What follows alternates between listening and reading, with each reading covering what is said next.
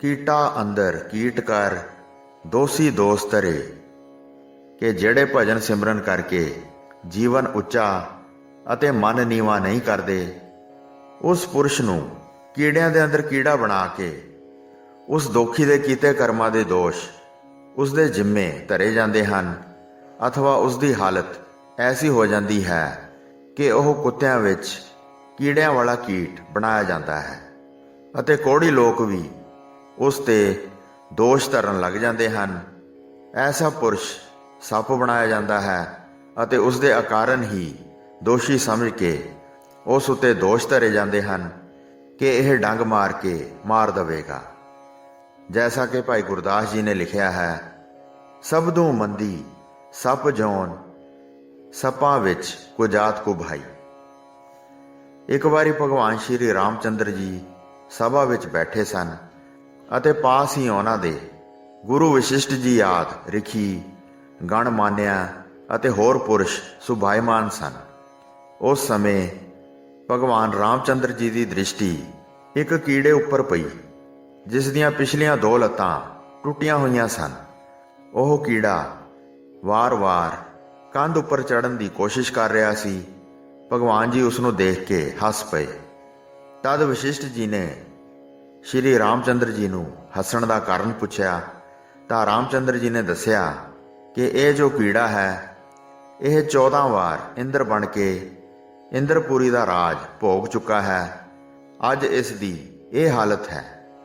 ਵਸ਼ਿਸ਼ਟ ਜੀ ਕਹਿਣ ਲੱਗੇ ਕਿ ਹੇ ਰਾਮ ਜੀ, ਇਸ ਗੱਲ ਦਾ ਗਿਆਨ ਸਾਰਿਆਂ ਨੂੰ ਹੋ ਜਾਵੇ, ਕਿਰਪਾ ਕਰਕੇ ਇੱਕ ਘੜੀ ਲਈ ਸਾਰਿਆਂ ਨੂੰ ਸਰਬ ਗਿਆਤਾ ਬਖਸ਼ ਦਿਓ। ਵਸ਼ਿਸ਼ਟ ਜੀ ਦੀ ਇਹ ਗੱਲ ਸੁਣ ਕੇ ਸਾਰਿਆਂ ਨੇ ਧਿਆਨ ਦੁਆਰਾ ਵੇਖਿਆ ਕਿ ਰਾਮ ਜੀ ਠੀਕ ਕਹਿ ਰਹੇ ਹਨ। ਇਹ ਕੀੜਾ 14 ਵਾਰੀ ਇੰਦਰ ਦੇਵਤਾ ਬਣ ਚੁੱਕਾ ਹੈ, ਪਰੰਤੂ ਸਿਮਰਨ ਭਗਤੀ ਤੋਂ ਬਿਨਾਂ ਪਰਮਾਤਮਾ ਦੀਆਂ ਨਜ਼ਰਾਂ ਤੋਂ ਡਿੱਗ ਕੇ ਅੱਜ ਇਸ ਦੀ ਇਹ ਹਾਲਤ ਹੋ ਚੁੱਕੀ ਹੈ। ਕੀੜਿਆਂ ਵਿੱਚੋਂ ਇੱਕ ਕੀੜਾ ਹੀ ਬਣਨਾ ਪਿਆ। ਜੈਸਾ ਕਿ ਸ੍ਰੀ ਗੁਰੂ ਗ੍ਰੰਥ ਸਾਹਿਬ ਜੀ ਵਿੱਚ ਅੰਕਿਤ ਹੈ, ਇੰਦਰ ਲੋਕ ਸਿਵ ਲੋਕੇ ਜੈਬੋ ਓਛੇ ਤਪ ਕਰ ਬਹੁਰ ਐਬੋ। ਮੀਰੀ ਪੀਰੀ ਦੇ ਮਾਲਕ 6ਵੇਂ ਪਾਤਸ਼ਾਹ ਜਦੋਂ ਮਾਲਵੇ ਦੀ ਧਰਤੀ ਨੂੰ ਭਾਗ ਲਾ ਰਹੇ ਸਨ, ਤਾਂ ਜ਼ਿਲ੍ਹਾ ਫਿਰੋਜ਼ਪੁਰ ਦੇ ਪਿੰਡ ਲਧਾਈਕੇ ਪਹੁੰਚੇ। ਉੱਥੇ ਇੱਕ ਚੌੜੇ ਫਨ ਵਾਲਾ ਭਾਰੀ ਸੱਪ, ਜਿਸ ਦੇ ਪੇਟ ਵਿੱਚ ਕੀੜੇ ਸਨ, ਸਿੱਧਾ ਹੀ ਗੁਰੂ ਜੀ ਵੱਲ ਆ ਰਿਹਾ ਸੀ।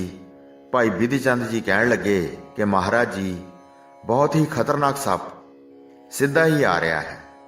ਸਤਿਗੁਰੂ ਜੀ ਨੇ ਕਿਹਾ ਕਿ ਬਿਧੀ ਚੰਦ, ਸ਼ੰਕਾ ਨਾ ਕਰੋ, ਇਹ ਸੱਪ ਆਪਣੀ ਕਲਿਆਣ ਵਾਸਤੇ ਸਾਡੀ ਸ਼ਰਨ ਵਿੱਚ ਆ ਰਿਹਾ ਹੈ। ਮਹਾਰਾਜ ਜੀ ਨੇ ਆਪਣੀ ਚਰਨ ਛੋਹ ਦੇ ਕੇ ਉਸ ਦਾ ਕਲਿਆਣ ਕੀਤਾ। ਚਰਨਾਂ ਦੀ ਛੋਹ ਪ੍ਰਾਪਤ ਕਰਦਿਆਂ ਹੀ ਉਸ ਸੱਪ ਦਾ ਸਾਰਾ ਸਰੀਰ ਫਟ ਗਿਆ। ਉਸ ਦੀ ਸਾਰੀ ਦੇਹ ਵਿੱਚ ਕੀੜੇ ਪਏ ਹੋਏ ਸਨ। ਸੱਪ ਦੇ ਸਰੀਰ ਵਿੱਚੋਂ ਇੱਕ ਪ੍ਰਕਾਸ਼ ਵਾਲੀ ਰੂਹ ਨਿਕਲੀ। ਤਾਂ ਭਾਈ ਬਿਧੀ ਚੰਦ ਜੀ ਨੇ ਕਿਹਾ ਕਿ ਮਹਾਰਾਜ ਜੀ, ਇਹ ਕੀ ਚੀਜ਼ ਹੈ? ਤਾਂ ਸਤਿਗੁਰੂ ਜੀ ਨੇ ਉਸ ਰੂਹ ਨੂੰ ਕਿਹਾ ਕਿ ਆਪਣੇ ਬਾਰੇ ਤੂੰ ਆਪ ਹੀ ਦੱਸ। ਉਸ ਰੂਹ ਨੇ ਕਿਹਾ ਕਿ ਹੇ ਗੁਰੂ ਜੀ, ਮੈਂ ਬੜਾ ਭਾਰੀ ਵਿਦਵਾਨ ਸੀ। ਮੇਰੇ ਅੰਦਰੋਂ ਮਾਇਆ ਦਾ ਮੋਹ ਨਾ ਛੁੱਟਿਆ ਅਤੇ ਨਾ ਹੀ ਮੈਂ ਨਾਮ ਦੀ ਕਮਾਈ ਕੀਤੀ। ਲੋਕਾਂ ਦੀ ਜ਼ਿੰਮੇਵਾਰੀ ਲੈਂਦਾ ਰਿਹਾ। ਗੁਰੂ ਬਣ ਕੇ ਲੋਕਾਂ ਕੋਲੋਂ ਪੂਜਾ ਕਰਵਾਈ। ਲੋਕਾਂ ਨੂੰ ਪ੍ਰੇਰਦਾ ਸੀ ਕਿ ਮੈਨੂੰ ਭੇਟਾ ਦਿਓ, ਮੈਂ ਹੀ ਬ੍ਰਹਮ ਹਾਂ, ਤੁਹਾਨੂੰ ਮੁਕਤੀ ਦੇਵਾਂਗਾ। ਮੇਰੀ ਸੁਰਤੀ ਮਾਇਆ ਵਾਲੀ ਹੋਣ ਕਾਰਨ ਮਰਨ ਉਪਰੰਤ ਮੈਨੂੰ ਸੱਪ ਦੀ ਜੂਨ ਪ੍ਰਾਪਤ ਹੋ ਗਈ। ਜੈਸਾ ਕਿ ਸ੍ਰੀ ਗੁਰੂ ਗ੍ਰੰਥ ਸਾਹਿਬ ਜੀ ਵਿੱਚ ਅੰਕਿਤ ਹੈ, ਅੰਤ ਕਾਲ ਜੋ ਲక్ష్ਮੀ ਸਿਮਰੈ ਐਸੀ ਚਿੰਤਾ ਮਹਿ ਜੇ ਮਰੈ ਸਰਬ ਜੌਨ ਵਲ ਵਲ ਅਵਤਰੈ। ਉਦੋਂ ਤੋਂ ਮੈਂ ਸੱਪ ਦੀ ਜੂਨ ਵਿੱਚ ਪਿਆ ਹੋਇਆ ਹਾਂ। ਜਿਹੜੇ ਮੇਰੇ ਚੇਲੇ ਚੇਲੀਆਂ ਮੇਰੀ ਪੂਜਾ ਕਰਦੇ ਸਨ, ਇਹ ਮੇਰੇ ਸੱਪ ਬਣੇ ਹੋਏ ਸਰੀਰ ਵਿੱਚ ਕੀੜੇ ਬਣ ਕੇ ਰਹਿਣ ਲੱਗ ਪਏ। ਮੈਂ ਇਹਨਾਂ ਦੇ ਪਦਾਰਥ ਖਾਧੇ ਹੋਏ ਸਨ, ਹੁਣ ਉਹ ਮੇਰਾ ਮਾਸ ਖਾਂਦੇ ਸਨ। ਹੇ ਦੀਨ ਦਿਆਲ ਗੁਰੂ ਜੀ, ਹੁਣ ਆਪ ਜੀ ਨੇ ਅਪਾਰ ਕਿਰਪਾ ਕੀਤੀ ਹੈ। ਮੇਰੇ ਸਾਰੇ ਸਰੀਰ ਵਿੱਚ ਸੁਰਾਖ ਹੋਏ ਪਏ ਸਨ। ਆਪ ਜੀ ਦੀ ਪਵਿੱਤਰ ਚਰਨ ਛੋਹ ਨੇ ਮੇਰੀ ਕਲਿਆਣ ਕਰ ਦਿੱਤੀ ਹੈ। ਆਪ ਜੀ ਪਰਉਪਕਾਰੀ ਹੋ। ਆਪ ਜੀ ਦੀ ਕਿਰਪਾ ਨਾਲ ਹੁਣ ਮੈਂ ਬੈਕੁੰਠ ਨੂੰ ਚੱਲਿਆ ਹਾਂ। ਇਹ ਕਹਿ ਕੇ ਉਹ ਰੂਹ ਅਲੋਪ ਹੋ ਗਈ। ਸਤਿਗੁਰੂ ਜੀ ਨੇ ਇਸ ਦੀ ਦੇਹ ਵਿੱਚ ਪਏ ਹੋਏ ਕੀੜਿਆਂ ਦਾ ਕਲਿਆਣ ਵੀ ਕਰ ਦਿੱਤਾ। ਨਾਮ ਉਪਦੇਸ਼ ਦਿੱਤਾ ਕਿ ਜਿਹੜੇ ਭਜਨ ਸਿਮਰਨ ਕਰਕੇ ਜੀਵਨ ਉੱਚਾ ਅਤੇ ਮਨ ਨੀਵਾਂ ਨਹੀਂ ਕਰਦੇ, ਉਹਨਾਂ ਦੀ ਇਹੋ ਜਿਹੀ ਹੀ ਹਾਲਤ ਹੋਵੇਗੀ। ਸੋ ਇਸ ਪ੍ਰਕਾਰ ਕੀੜਿਆਂ ਵਿੱਚੋਂ ਸੱਪ ਆਦਿ ਦੇ ਵਿੱਚ ਕੀੜਾ ਕੀਤਾ ਜਾਂਦਾ ਹੈ, ਭਾਵ ਕੀੜੇ ਪੈਣ ਵਾਲਾ ਸੱਪ ਬਣਦਾ ਹੈ। ਦੋਸ਼ੀ ਲੋਕ ਵੀ ਉਸ ਦੇ ਵਿੱਚ ਦੋਸ਼ ਧਰਦੇ ਹਨ, ਅਰਥਾਤ ਡੰਗ ਮਾਰਨ ਦਾ ਦੋਸ਼ ਹੋਣ ਕਾਰਨ ਦੋਸ਼ੀ ਮੰਨਿਆ ਜਾਂਦਾ ਹੈ। ਇੱਕ ਮਹਾਤਮਾ ਪਾਸ ਰਹਿ ਕੇ ਜਗਿਆਸੂ ਨੇ 1 ਸਾਲ ਸੇਵਾ ਕੀਤੀ ਤੇ ਸੰਤਾਂ ਨੇ ਪ੍ਰਸੰਨ ਹੋ ਕੇ ਨਾਮ ਦੀ ਦਾਤ ਬਖਸ਼ ਦਿੱਤੀ। ਜਗਿਆਸੂ ਨੇ ਕਿਹਾ ਕਿ ਗੁਰਦੇਵ, ਇਹ ਨਾਮ ਤਾਂ ਮੈਂ ਪਹਿਲਾਂ ਵੀ ਜਾਣਦਾ ਸਾਂ, ਫਿਰ ਮੈਂ 1 ਸਾਲ ਆਪ ਦੀ ਸੇਵਾ ਕਿਉਂ ਕੀਤੀ ਹੈ? ਤਦ ਸੰਤਾਂ ਨੇ ਉਸ ਨੂੰ ਇੱਕ ਕੀਮਤੀ ਲਾਲ ਦੇ ਕੇ ਕਿਹਾ ਕਿ ਇਸ ਨੂੰ ਲੈ ਜਾ ਤੇ ਬਾਜ਼ਾਰ ਵਿੱਚ ਮੁੱਲ ਪਵਾ ਕੇ ਵਾਪਸ ਲਿਆਈ। ਆਪਣੇ ਗੁਰੂ ਦੇ ਬਚਨ ਨੂੰ ਮੰਨ ਕੇ ਉਹ ਲਾਲ ਲੈ ਕੇ ਤੁਰ ਪਿਆ ਤੇ ਸਭ ਤੋਂ ਪਹਿਲਾਂ ਇੱਕ ਮਾਈ ਨੂੰ ਜਾ ਕੇ ਦਿਖਾਇਆ। ਮਾਈ ਨੇ ਕਿਹਾ ਕਿ ਠੀਕ ਹੈ, ਜੇ ਤੂੰ ਦੇਣਾ ਚਾਹੇਂ ਤਾਂ 2 ਬੁੱਕ ਆਟੇ ਦੇ ਮਿਲ ਸਕਦੇ ਹਨ ਤੇ ਮੈਂ ਆਪਣੇ ਬੱਚੇ ਨੂੰ ਗਲੇ ਵਿੱਚ ਨਜ਼ਰ ਬੱਟੂ ਦੇ ਤੌਰ ਤੇ ਪਾ ਦਿਆਂਗੀ। ਫਿਰ ਉਸਨੇ ਉਹ ਲਾਲ ਇੱਕ ਜੱਟ ਨੂੰ ਦਿਖਾਇਆ ਤੇ ਉਸਨੇ 1 ਰੁਪਈਆ ਮੁੱਲ ਪਾਇਆ। ਫਿਰ ਇੱਕ ਬਾਣੀਏ ਨੂੰ ਜਾ ਦਿਖਾਇਆ, ਉਸਨੇ 100 ਰੁਪਏ ਮੁੱਲ ਪਾਇਆ। ਫਿਰ ਅਖੀਰ ਨੂੰ ਇੱਕ ਜੌਹਰੀ ਨੂੰ ਜਾ ਦਿਖਾਇਆ। ਉਸ ਜੌਹਰੀ ਨੇ ਉਸ ਕੀਮਤੀ ਲਾਲ ਦੇ ਦਰਸ਼ਨ ਕਰਕੇ 100 ਰੁਪਈਏ ਦਰਸ਼ਨੀ ਭੇਟ ਰੱਖੀ ਤੇ ਮੁੱਲ ਕੁਝ ਵੀ ਨਾ ਦੱਸਿਆ।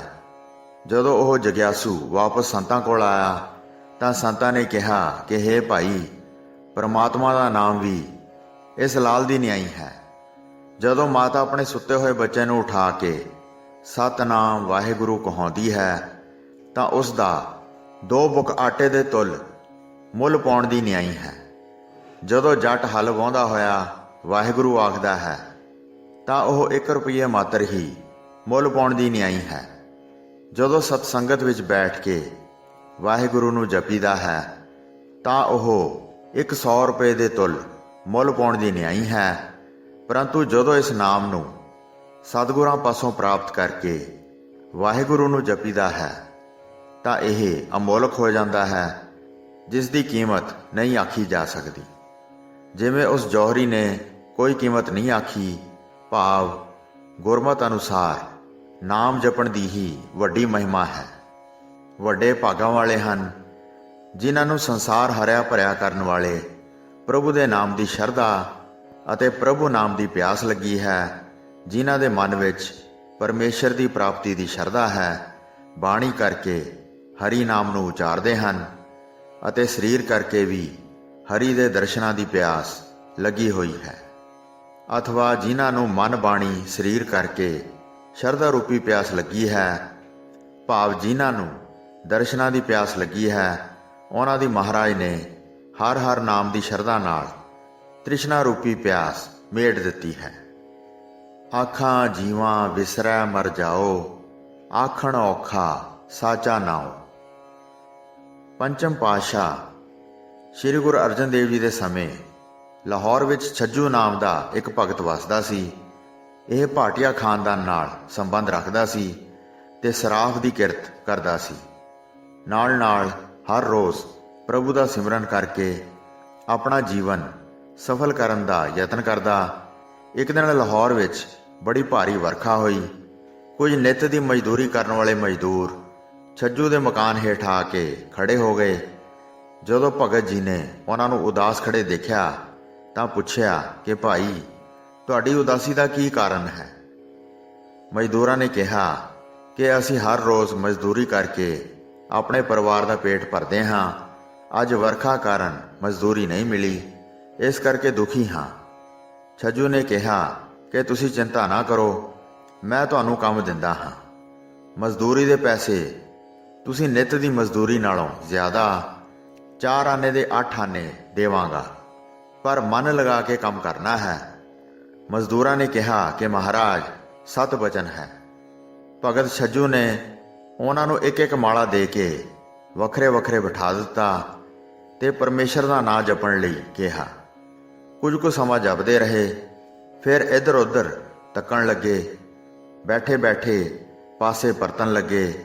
ਅਖੀਰ ਉੱਠ ਕੇ ਵਾਰੀ ਵਾਰੀ ਭਗਤ ਜੀ ਕੋਲ ਆ ਕੇ ਕਹਿਣ ਲੱਗੇ ਕਿ ਮਹਾਰਾਜ, ਆਹ ਸਾਂਭੋ ਆਪਣੀਆਂ ਮਾਲਾਂ।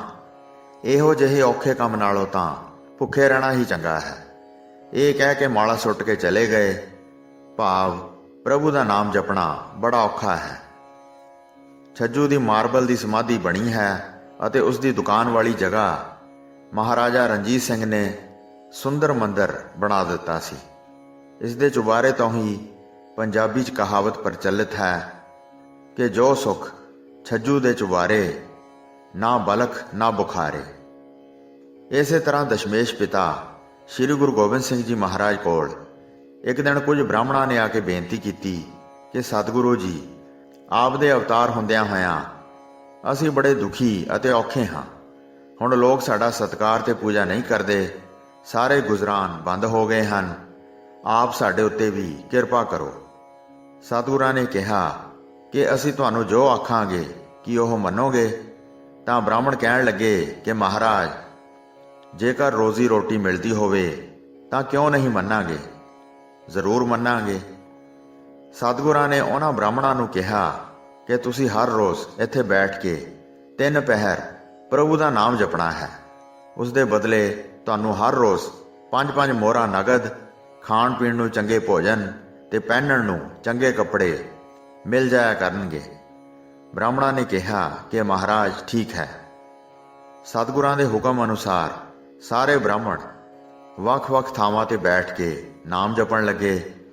ਭਾਈ ਆਲਮ ਸਿੰਘ ਜੀ ਨੂੰ ਉਹਨਾਂ ਦੀ ਨਿਗਰਾਨੀ ਕਰਨ ਲਈ ਕਿਹਾ ਕਿ ਇਹਨਾਂ ਨੂੰ ਗੋਡਾ ਖੜਾ ਨਹੀਂ ਕਰਨ ਦੇਣਾ ਤੇ ਨਾ ਹੀ ਝੁਕਣ ਦੇਣਾ ਹੈ, ਸਾਵਧਾਨ ਰੱਖਣਾ।